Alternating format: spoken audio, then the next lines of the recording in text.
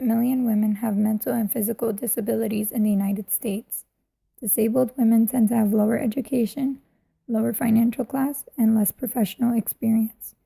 They are more isolated than other women. These things make them a target to violence, and we begin to see trends of violence where disabled women are more likely to be abused domestically, sexually, and physically by caregivers and family. They are also less likely to report violence. Many of these women live in silence of fear of being exposed and judged based on their disabilities rather than the situations they are experiencing. It is important that women speak out about violence that they experience, and it is important that society acts as an advocate for these women who are disabled and experience violence. Violence is also a prevalent problem to women in their places of work. A majority of nurses in regions across both Pakistan and India have faced violent situations at work. Situations where nurses are verbally and physically attacked in their workplace often are perpetuated by their patients or the families of the patients they were caring for. In some instances, the nurses felt embarrassed or ashamed and therefore kept the incidents to themselves. Without action or support, often nurses that experienced violence suffered negatively to the point where there was deficiency in their duties and absences from work. Stress, emotional pain, and job dissatisfaction also became a major problem for nurses who had suffered from violence. With all of this in mind, steps and arrangements are being proposed and implemented to protect nurses from violent incidents and support them when they occur. Honor killing is the intentional murder of a member of a family by other relatives who believe the victim has brought shame and dishonor to their family. While this is a universal problem affecting an array of different countries and cultures, the discussion of this practice in South Asia, where it seems to be most prevalent, needs to be discussed. The lowest estimates suggest about 5,000 killings worldwide, with more than half of them occurring in the South Asian and Middle Eastern regions.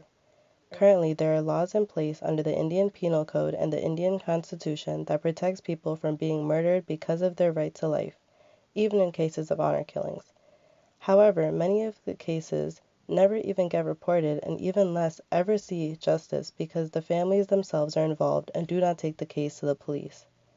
In Pakistan, another country where honor killings are prevalent, only in 2016 have laws been passed to protect the victim's legacy and help bring them justice.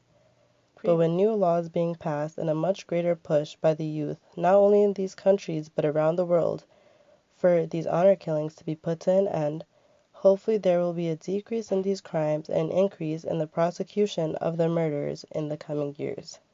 The cultural norms that lead to certain labels on men, focusing on the relationship between man and wife and the effects machismo has in the relationship.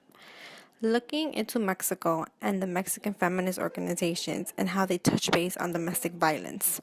Also, laws in Mexico against violence and domestic violence, which may or may not take a toll in women's life. Also, looking at Mexico society as a whole to understand the different aspects violence brings upon women in their daily life. Imagine not being able to have rights over your own body. This is a reality for many sex workers. Prostitution is illegal in many nations like the United States and legal but not always regulated in countries like Australia. It is not a myth that prostitutes are subjected to violent acts, and these violent acts are perpetuated by the viewpoint that states, well, I paid for her, I can do what I want to her. These acts can range from verbal abuse, manipulation, to physical abuse, and even murder. Why are escorts protected and romanticized, but street workers slut-shamed and criminalized? What about the young girls lured into the lifestyle by men offering them empty promises?